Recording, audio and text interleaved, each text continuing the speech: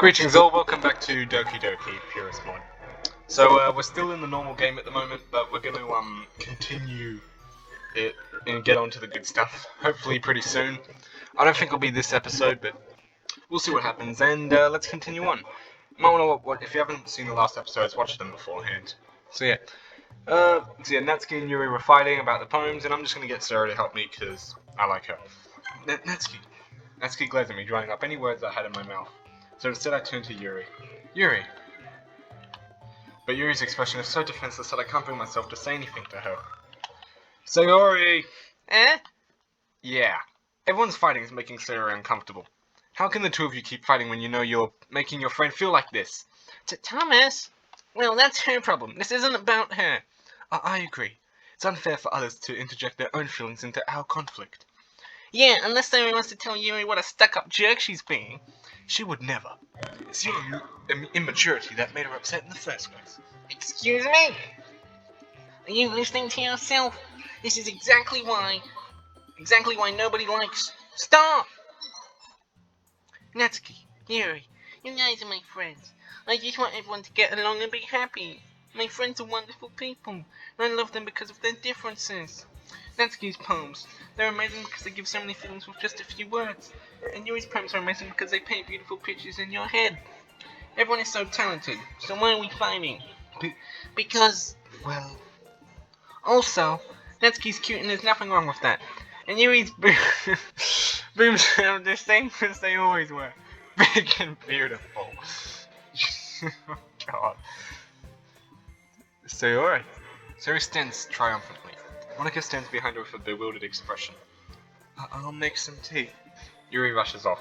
Natsuki sits down with a blank expression on her face, staring at nothing. So this is why Sayori is vice president. I whisper to Monika up. So this is why Sayori is vice president. She nods in return. To be honest, I might come off as a good leader, and I can organize things, but I'm not very good with people. Neither am I. I couldn't even bring myself to interject. As president, that's kind of embarrassing of me. Nah, it's not like I can blame you. I wasn't able to say anything either. Well, I guess it just means Sayori's amazing in her own ways, isn't she? You could say that. She might be an airhead, but sometimes it's weirdly suspicious that she knows exactly what she's doing. Why are the birds so loud outside? I don't know if that's picking up on the mic, but they're so freaking loud. I see. Take good care of her, okay? I would hate to see her get herself hurt. That makes the two of us. You can count on me. Monika smiles sweetly at me, causing my stomach to knot. Such a genuine person really does make a good president, regardless of what she says. If only I could get the chance to talk to her a little more.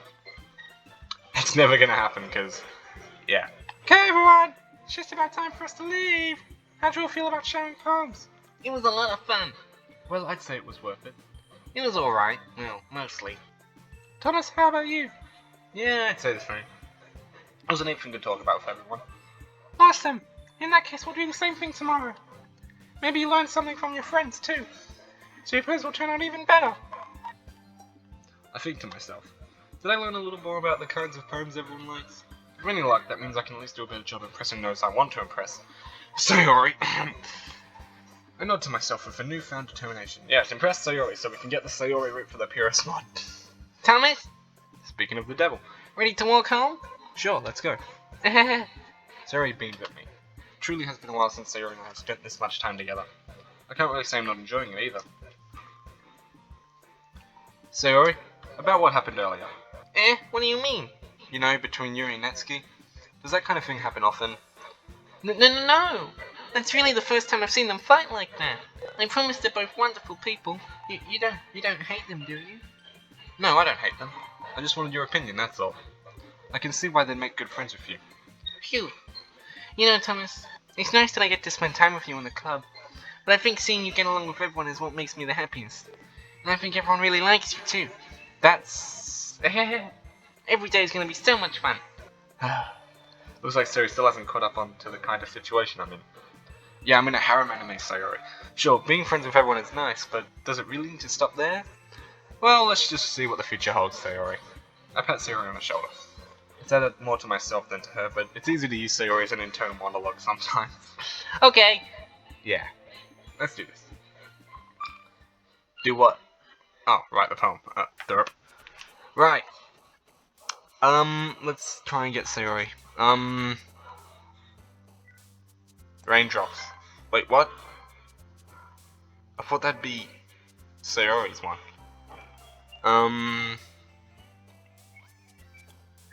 Silly? Yep.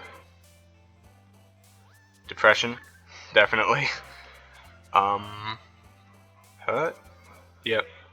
Daydream? No, that's gonna be Yuri's, definitely. Fun? Yep. Lollipops. It's like, Count Dooku in, Willy Wonka in the Chocolate Factory, or Charlie in the Chocolate Factory. Lollipops. Unstable? Oh no, that's definitely Yuri.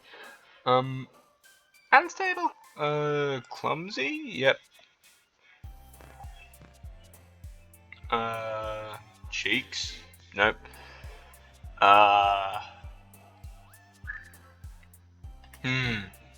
Summer? Nope. Oh god. Loud? Yep, I knew that would be her. Cry? Yep.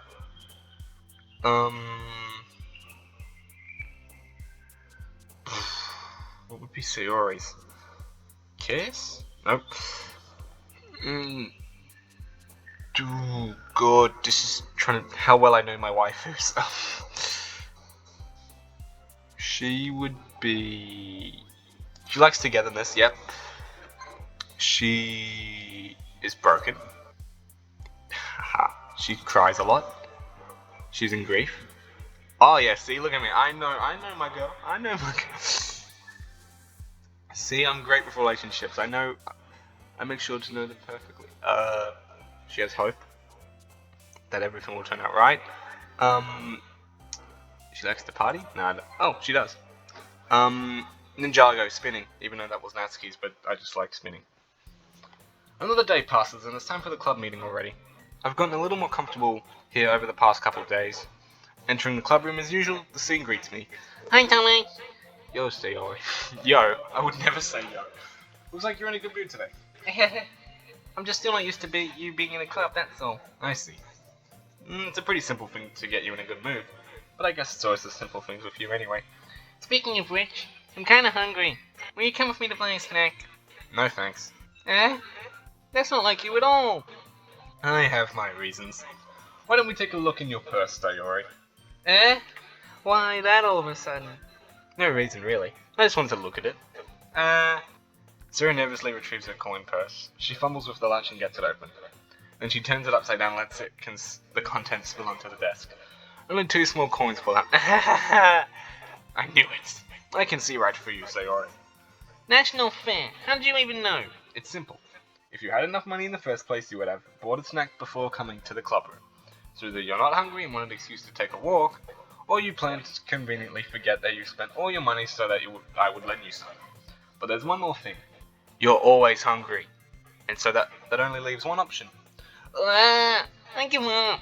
Don't make me feel guilty. If you feel guilty, that means you deserve to feel guilty. Ha ha ha. Yuri suddenly giggles. Yeah? I didn't notice she was listening in. Her face is in her book as always. I wasn't listening or anything. It was just something in my book. Yuri! Tell someone to let me borrow some money. Don't get me involved like that, Sayori. Besides, you should only buy what you can responsibly afford. I'm gonna drink what I can responsibly because I need some alcohol in me. I'm just gonna drink. Okay, now I can talk again. And frankly, after pulling a mischievous little stunt like that, your suffering is fair enough retribution. I didn't mean that. I got too absorbed into my book. I really like when you speak your mind, Yuri. It doesn't happen much, but it's the fun side of you. There's no way you could think that. You were right, though. I did something bad. Oh no. You were right, though. I did something bad and now I have to accept the retribution. That. Still coming from you, Sayori. I guess there's a little devil inside all of us, isn't there? Don't let her fool you. Sayori knows exactly what she's doing. After all, she told you guys she was bringing me to the club before she even told me. But, you wouldn't have come if it weren't for the cupcakes, so I had to trick Natsuki into making them. Oof. Come on, give me more credit than that, Sayori. Pwah. Yeah. Out of nowhere, something smacks her in the face and tumbles onto the desk. Ow! What was... Eh? A cookie? Sure enough, it's a giant cookie wrapped in a plastic. Sayori glances around. Is this a miracle? Is it because I paid my restitution? Retribution. Actually, that one almost worked. I was just gonna give it to you, but then I heard you blab about the cupcakes. It was totally worth seeing your reaction, though. Natsuki, that's so nice of you. I'm so happy. Sayori hugs the cookie. Geez, just eat it. Sayori rapidly tears open the wrapper and takes a big bite. So good. Sayori suddenly clasps her hands over her mouth. I bit my tongue, like Olo. You're going for a lot over just one cookie. Natsuki takes a bite of her own cookie. Yours looks really good too, Natsuki. Can I try it? Gee. Beggars can't be choosers. But yours is chocolate. Yeah? Why do you think I gave you that one? Fine. Still, I'm really happy that you shared this one with me. Sayori gets out of her seat and goes behind Natsuki, then wraps her arms around her. Ah, jeez. I get it. Cookie still in hand, Natsuki reaches up to nudge Sayori off her. Oh. Sayori suddenly leans down and takes a bite out of Natsuki's cookie. Hey! Did you seriously just do that? Mouthful Sayori trots away to safety. Yuri and I laugh as well. Jeez, you're such a kid sometimes. Monica, can you tell Sayori... Eh? Natsuki glances around. Monica isn't in the club. Where's Monica anyway? Good question. Have any of you heard anything about her being late today? Not me. Yeah, I haven't either. That's a bit unusual. I hope she's okay. Of course she's okay. Their voices are way too similar, God. She probably just had something to do today. She's pretty popular after all. Huh? You don't think she has a... I wouldn't be surprised. She's probably more desirable than all of us combined. Nah. That's true. Excuse me? Suddenly the door swings open. Sorry, I'm super sorry. Oh, there you are. I didn't mean to be late. I hope you guys weren't worried or anything. Monica chose to climb after her boyfriend after all. You're so strong-willed. But boyfriend? What on earth are you talking about? Monica quizzically glances at me. Never mind that. What held you up anyway? Well, my last period today was study hall. To be honest, I was kind of just lost track of time. That makes no sense though. You would have heard the bell ring at least. I must have not heard it since I was practicing piano. Piano? I wasn't aware you played music as well, Monica. I don't really. I kind of just started recently. I've always wanted to learn piano. That's so cool. You should play something for us, Monica. That's... Monica looks at me. Maybe once I get a little bit better I will. Yay! That sounds cool. I'd also look forward to it. Is that so? In that case, I won't let you down, Thomas. You will though, because the Purist mod doesn't show those credits. Monica smiles sweetly. I didn't mean any pressure or anything like that. Don't worry. I've been practicing a whole lot recently, and I'd really love the chance to share once I'm ready. I see. In that case, best of luck. Yeah. Thanks. So did I miss anything today? No, not really. I choose to leave out Sayori's mischievous escapade. I'm sure Natsuki will end up complaining to her anyway. It looks like everyone has already settled down. Sayori somehow already finished her entire cookie. Yuri's back to her book and Natsuki disappeared into the closet. Thomas! Sayori suddenly comes up to me. I'm gonna go get some supplies from another classroom. Want to come with me? Supplies? What for? Well, you know, for how the festival is coming up. Me and Monica were gonna make some posters and stuff. So we need to go find some crayons and markers and glue stickers. Glue sticks. I don't know why I said stickers. I see. Okay, I'm gonna grab a drink real quick. That's better. Oh god. I needed that. Sure, I'll go with you. Yay! Okay, Monica, we'll be back soon. You're going with Thomas to get supplies. There's no need to trouble yourself. I'd be happy to go with him. Oh, but I wanted to go. Oh god. Girls want to... Oh jeez. This is... God. It's so much fun exploring empty classrooms and stuff. She's not wrong there. I actually enjoy that for some reason. Okay. It was just a suggestion. See if you can find the poster paper too, okay? Okay. Ready, Thomas? Yep, let's go. Sayori and I exit the clubroom. I follow behind Sayori and follow behind as Sayori hums and skips around the hallway. Honestly, it feels like I'm talking to a kid. I'm taking a kid to the mall or something. Zoe finds pleasure in the simplest things sometimes. Hey, Sayori. Oh god, hey Sayori. What exactly are we doing for the festival anyway? I'm not sure how you'd make an entire event out of literature. Me and Monica have it all planned out. Don't you worry. Is that so? Yep. We're gonna do a poetry performance. A performance? Of what kind? Well, everyone is gonna take turns on stage and recite their favorite poems. Ah, that sounds kind of dull. Thomas, you're not thinking about it the right way at all. It's not just about reading poems, it's about performing them. Like you say the lines of the poem, like, between my feet, the last remaining flower beckons to me. I twist the stem, wring it from its clinging roots, caressing the final joyous moment between my fingers. But to what ends have I summoned this joy? For now when I look in every direction, the one prosperous field before me is but a barren wasteland. What the hell was that? Like that. Sayori, how do I put this? I'm sure it's just me, but it's impossible for me to take you seriously when you talk like that. Yeah. Oh my god, my voice for that was perfect. I didn't even know that was said. You meanie. I'm working super hard on this, you know. I know. It's just meant that it's a pretty unordinary contrast to your cute self. Don't say that, it's embarrassing. But I guess that means I'm doing a good job. Yeah, I guess so. I'm so excited. The festival's gonna be so much fun. Sayori spins herself around in the hallway again. Hey Thomas, this classroom over here is empty. Let's begin the mission. The mission, huh? It's been a long time since I've spent time with Sayori like this. But in the end, she hasn't changed one bit. She's nothing but a ball of sunshine drawing happy vibes from the world around her. That's cute. It's a pretty nostalgic feeling for me. As the years went by, I began to hole myself up in my room more and more. So going adventuring with Sayori brings about a special sort of feeling I forgot I had in me. That's nice. The two of us enter the classroom. Sayori heads straight to the closet and I follow. Let's see what we have in here. Crayons. Sayori pulls a box full of crayons off the shelf. They're the best brand too. They're kind of dirty though. They're Crayola, aren't they? Sayori starts pulling various crayons out of the box, reading the color names. Alright, that's one down. Don't get distracted, we still need to find... Wait, I'm looking for my favorite color. Fine. Then at least move aside so I can look for the poster paper. I dropped one by accident. Smack. Kya! Sayori bends over and smacks her forehead right onto the shelf. Oof.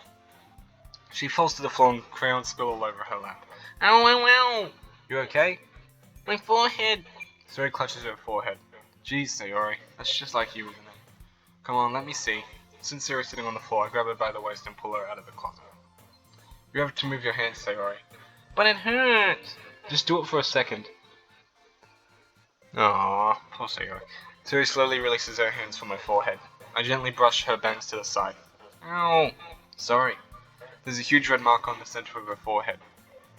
A bump is starting to form as well. Man, that's gonna swell up. Should find you some ice. Thomas? Where would I even find ice around this time? I guess a cold drink would do.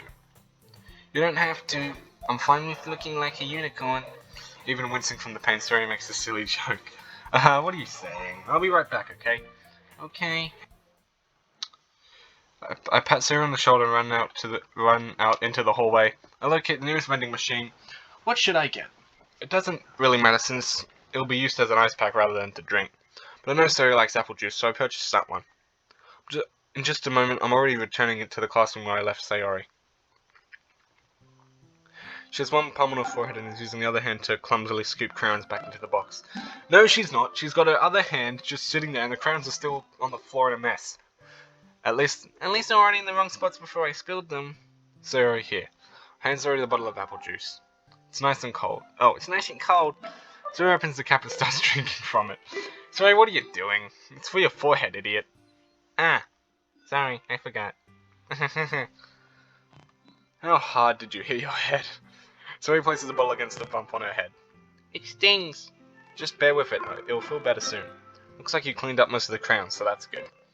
Hey Thomas, this kind of reminds you of growing up, doesn't it? Huh? What do you mean? You know how we used to play outside all the time? When I was trying to keep up with you, you were kind of oblivious in some ways. Like you usually fell behind or had trouble climbing on the things you did. But sometimes when I tried to do things I couldn't, I would get myself hurt.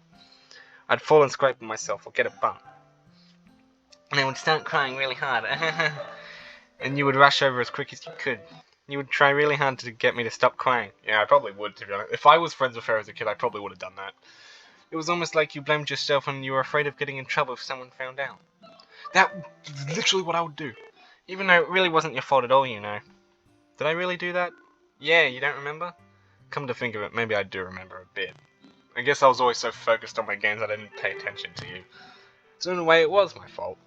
Kind of, like this time too. If I wasn't rushing you out of the closet, you probably wouldn't have hit your head. Thomas, I don't think you realize it, but you're always thinking about other people. Even after all these years, you're rushing to help me even though I'm just being clumsy. You're really a sweetheart. Why the hell am I? No, I'm not crying, you're crying. I'm not getting emotional, you're getting emotional. Don't call me that. I don't really do this kind of thing all the time. I guess when it comes to you, it just feels natural. But before I even know it, I'm treating you like that. I guess that's what happens when when you've been friends for so long. Really? Maybe you're right.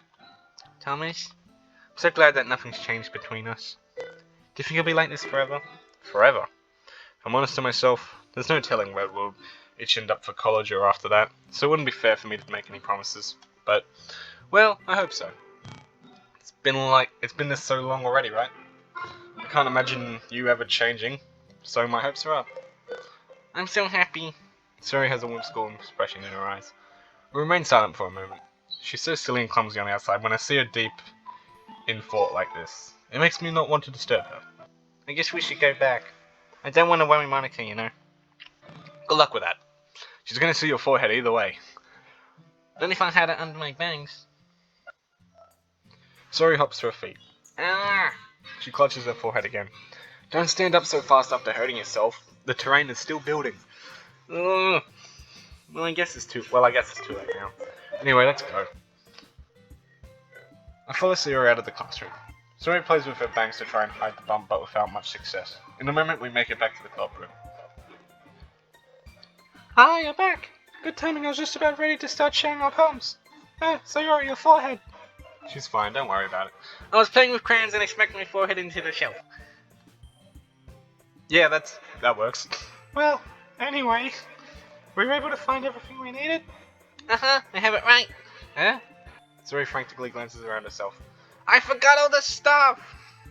Calm down, Sayori. I have it all right here. I found the poster paper too. Sounds like you ended up doing all the work, Thomas. Well, Sayori... I failed to come up with an excuse for Sayori. I made it an adventure. Yeah, that. Okay. In any case, good work. I'll start working on the posters tonight. Me too. Okay, everyone. Are you ready to share your poems? Guess I should grab mine. After making sure the crayon box is closed tightly, I return to my seat. Okay. Sayori, let's just do all the poems. Thomas, I really love your poems. I can't believe you've been hiding these from me. Yeah, I'm not hiding anything. But your poems are so good. Yesterday's and this one too. You can't tell me you haven't done this before. I mean, you're really the only one who feels that way, so... Eh? No way. Not even Natsuki? Well, I guess Natsuki is the least likely to admit how much she likes something. But I don't think it's that. What do you mean? Well, I guess I'll be honest about it. It's a lot easier to write poems when I'm thinking about you. Eh? What? Stop thinking weird things, idiot. I just mean that you're a really expressive person, I guess. How am I supposed to write poems about my own stupid life, and somehow you make everything in your life an adventure? Even the little things. Like cooking. Let's not talk about that. So yeah. I guess what I'm saying is I can feel more feelings through you than I can through myself. We have that kind of weird connection. It's your fault for getting in my business all the time. Eh? I don't know if I understand. You never understand when I try to explain things to you, do you, Sayori? I pet Sayori's head. Hey! I'm not a kid, you know. Are you sure about that? Maybe.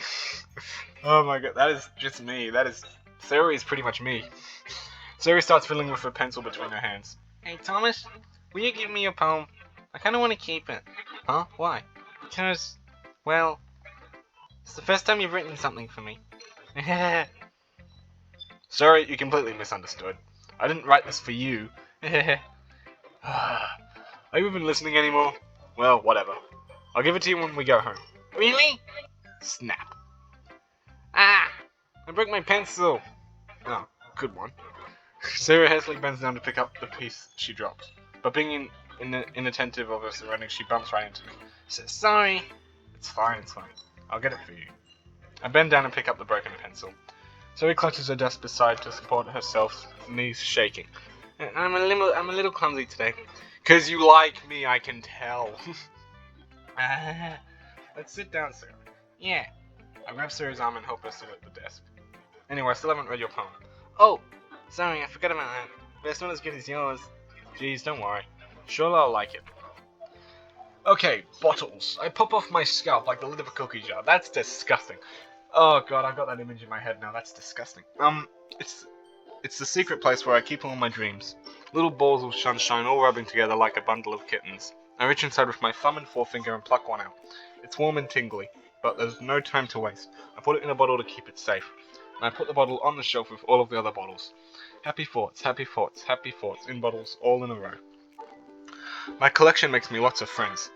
Each bottle, a starlight to make amends. Sometimes my friend feels in a certain way. Down comes a bottle to save the day. Night after night, more dreams, friend after friend, more bottles. Deeper and deeper my fingers go, like exploring a dark cave, discovering the secrets, hiding in the nooks and crannies, digging and digging, scraping and scraping. Or was that scrapping and scrapping? I don't freaking know. I blow dust off my bottle caps. It doesn't feel like time elapsed. My empty shelf could use some more. My friends look through my locked front door. Finally all done, I open up and in come my dreams. They come in such a hurry. Do they want my bottles that much? I frantically pull them from the shelf, one after the other, holding them out to each and every friend, each and every bottle. But every time I let one go, it shatters against the tile between my feet. Happy thoughts, in shards, all over the floor. There was supposed to be more my friends who aren't smiling. They're all shouting, pleading, something. But all I hear is echo, echo, echo, echo, echo, inside my head. That is frigging deep, and I need a drink after reading that because... Well, I say drink, that's just a sip of...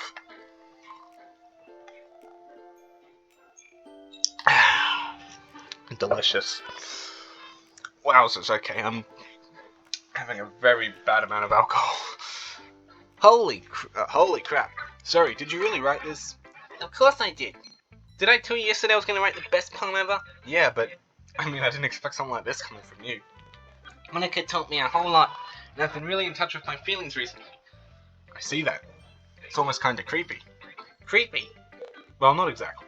Maybe because I'm so used to you being cheerful. Well, never mind. I'm thinking too hard about it. The point is, it came out good, so you should be proud of it.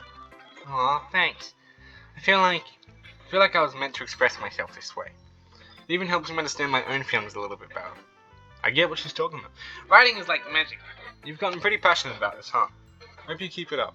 Yeah, writing is the best. I'm gonna keep writing until I die. Don't get ahead of yourself, that is... Sarah's always had a habit of getting obsessed with something before dropping it no more than a week later. Oh my god, that is me! That is literally what I do! Oh my god. I wonder if this is one of those times. It's gonna be me, that's for sure. But seeing the passion in her eyes makes it so hard for me to be pessimistic. Alright, Natsuki's next, I guess. Well, it's not really any worse than your last one. But I can't really say it's any better either. Huh? Phew, what? Well, anything that isn't a train wreck, I'll take as a win. And I get the feeling you're probably the most critical. Hey, what makes you... Wait, maybe that was a compliment. Glad to see someone recognizes my experience. Well then, keep practicing and maybe you'll be as good as me someday. That's, something tells me Natsuki completely missed the point. Come to think of it, this kind of reminds me of Sayori's poem from yesterday. You think so? Yeah, well I guess if you've been friends with her for so long, you might be on the same wavelength. but you never really struck me as her type. Sayori has a type all of a sudden? Well, I don't know, but honestly, how come so, Fluffy spend so much time with someone like you? It's like she's dragging around a dead weight. That was a little unnecessary. But think of it this way, if it weren't for me, she would probably just fly away like letting go of a balloon. You could say we take care of each other in our own way. Whatever it is, I don't get it. Oh yeah, I guess I'm supposed to show you my poem. Here. Amy likes spiders. You know what I heard about Amy? Amy likes spiders. Icky, wriggly, hairy, ugly spiders. That's why I'm not friends with her. Amy has a cute singing voice. I heard her singing my favorite love song. Every time she sang the chorus, my heart would pound to the rhythm of the words. But she likes spiders. That's why I'm not friends with her. One time I hurt my leg really bad. Amy helped me up and took me to the nurse. I try not to let her touch me. She likes spiders, so her hands are probably gross. That's why I'm not friends with her. Amy has lots of friends. I always see her talking to people. She probably talks about spiders. What if her friends start to like spiders too? That's why I'm not friends with her. Doesn't matter if she has other hobbies. It doesn't matter if she keeps it private. It doesn't matter if it doesn't hurt anyone. It's gross, she's gross, and the world is better off without spider lovers, and I'm going to tell everyone. That is an interesting poem. It's actually a good... I know the message in that. It's like, don't hold a grudge. One grudge. Don't focus on the flaws. I like that one. That's a good one. Not bad, right? It's quite a bit longer than yesterday's. Yesterday's was way too short. I was just warming up. I hope you didn't think that was the best I could do. No, of course not. Anyway, the message is pretty straightforward in this poem. I doubt I have to explain it. Sometimes you can explain complicated issues with much simpler analogies. It helps people realize how stupid they're being. Like, anyone would agree that the subject of this poem is an ignorant jerk. Do you know people like that? Of course, it's about how everyone thinks my... That doesn't matter. It can be about anything. Ooh. It wrote to be easy to relate to. Everyone has some kind of weird hobby or guilty pleasure. Yeah. Something that you're afraid if people find out they'd make fun of you or think less of you. But that just makes people stupid. Thank you, Natsuki! Oh my god. Who cares what someone likes as long as they're not hurting anyone and it makes them happy? Thank you, Natsuki. Thank you. See, people, you listening to this? People that know me in real life, you listening to this? I think people really need to learn the respect for others for liking weird things. Well, you're definitely right. At least I can relate to that. And I'm sure lots of other people can too.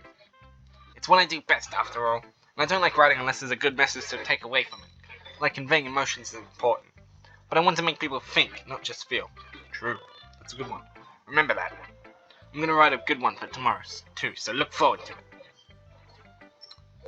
it. Yuri. Let's see what you've written for today. Well done, Thomas. Your skill is already improving. Really? Thanks, Yuri. Coming from you, that means a lot. It's nothing. I'm just happy to help inspire fellow writers. I know you're new to this, so don't worry if it seems like you can't get to your poem to feel perfect. You don't need to be afraid to be a little more daring. Metaphors can go a long way. Don't feel like you need to work your brain like turning a bunch of gears. Try letting your mind wander through your feelings, and write down the things you see and hear. That's one way to truly enable your reader to see into your mind. It's a very intimate exercise. I see. That's a certainly interesting technique. Thanks for sharing. I have, well, an example of that, if you'd like to read it. Of course. Is this the poem you wrote for today? Yuri nods and timidly hands her poem. Hands me her poem. The raccoon, or what? I don't know. The rocket, because rocket. It happened in the dead of the night while I was slicing bread for a guilty snack. My attention was caught by the scuttering of a raccoon outside my window. That was, I believe, the first time I noticed my strange tendencies as an unordinary human. Is that unordinary? Yeah. I gave the raccoon a piece of bread, my subconscious well aware of the consequences. Well aware that a raccoon that is fed will always come back for more. The enticing beauty of my cutting knife was the symptom. My bread, my hungry curiosity. The raccoon, an age? What? Urge. It's an urge, yeah, that's urge. The moon, incements its phase? Is that I don't know what the hell that word is. Its phase and reflects that much more light off my cutting knife. The very same light that glistens in my eyes of the raccoon friend. I slice the bread fresh and soft. The raccoon becomes excited. Or perhaps I'm merely projecting my emotions onto the newly satisfied animal. The raccoon has has taken to following me. You could say that we've gotten quite used to each other.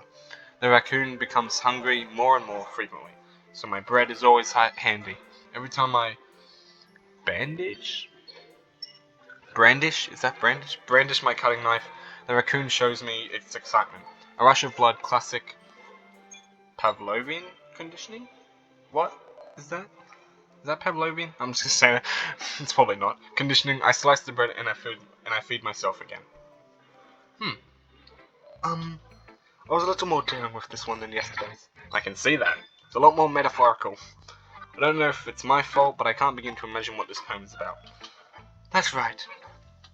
It's a bit closer to my preferred writing style. Using the poem as a canvas to express vivid imagery, conveying emotions through them. Yeah, if I take it as a face value, then I can't even figure out what it's supposed to mean. Well, I think it's something that different people can relate to in their own way. I wanted to express the way it feels for me to indulge in more unusual hobbies. It's those sorts of things I'm usually forced to keep to myself. So I sometimes enjoy writing about them. Huh? That's funny. Didn't Natsuki also write something about that? Something about being ridiculed for a strange interest? Huh? She did? Yeah. She was talking about how it doesn't matter what you're into as long as you're not hurting anyone. She's right. Does she really feel that way? Yeah. Sounds like you two have that in common. That's interesting. Yeah, because Yuri cuts herself, and Natsuki likes manga, I guess. That's probably her weird thing.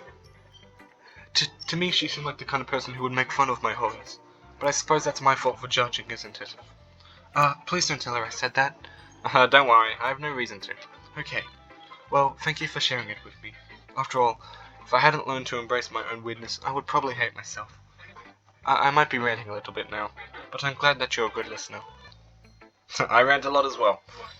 Whom should I show my poem to next? Why? Just go straight to Monica. I don't want to click it. Hi again, Thomas. How's the writing going? Alright, I guess. I'll take that. As long as it's not going bad. I'm happy that you're applying yourself. Maybe soon you'll come up with a masterpiece. I wouldn't count on that. You never know. Want to share what you wrote for today?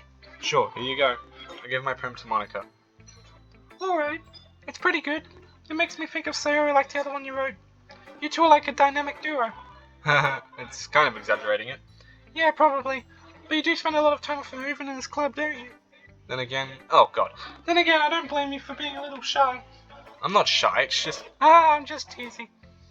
You know, it takes a bit of time to make friends with everyone. But Yuri and Natsuki are super interesting people, so don't be afraid to give them their share of time. And you can talk to me every now and then too. I'm not like unapproachable or anything, am I?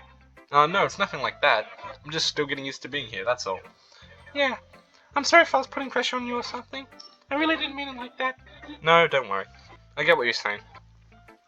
Well, alright. But anyway, you want to read my poem now? I like the way this one turned out, so I hope you do too. Alright, let's take a look. Save me. The colours, they won't stop. Bright, beautiful colours. Flashing, expanding, piercing. Red, green, blue. An endless... cacophony? What the hell does that mean? Of meaningless noise. The noise, it won't stop. Violent, grating waveforms. Squeaking, screeching, piercing. Sine, cosine, tangent. Like playing a chalkboard on a turntable. Like playing a vinyl on a pizza crust. That's so weird. Another poem of meaningless. Load me. I know that's probably has something to do with the files, but I can't be bothered to check the files. It's even more abstract than your last one, huh? Ahaha. I guess it's just the way I write. I'm sorry if you don't like it. No, I never said that. It's just the kind of thing I've never really seen before, I guess. I kind of like playing with my space on the paper. Choosing where and how to space your words can totally change the mood of the poem. That is true. It's almost like magic. The way I wrote the lines really short makes it feel like they're trying to speak over the noise. I see. It's still hard for me to tell what it's about, though. Haha. Sometimes asking what a poem is about is the right question. Isn't the right question. A poem can be as abstract as a physical expression of a feeling, or a conversation with the reader. So putting it that way, not every poem is about something. Anyway, here's Monica's writing tip of the day. Sometimes you'll find yourself facing a difficult decision. When that happens, don't forget to save your game. You'll never know when you might change your mind, or when something is unexpectedly made happen. Wait, is this TV room about writing? I am losing my voice with Monica. What am I even talking about? Haha. That's my advice for today. Thanks for listening. And yep, and thanks for watching, because I'm going to end this one here. So, yep, good game, loving it so far. Hopefully we'll get into the Purist One stuff pretty soon, and this video's gone for a pretty long time, jeez. And I'll let my outro do the talking.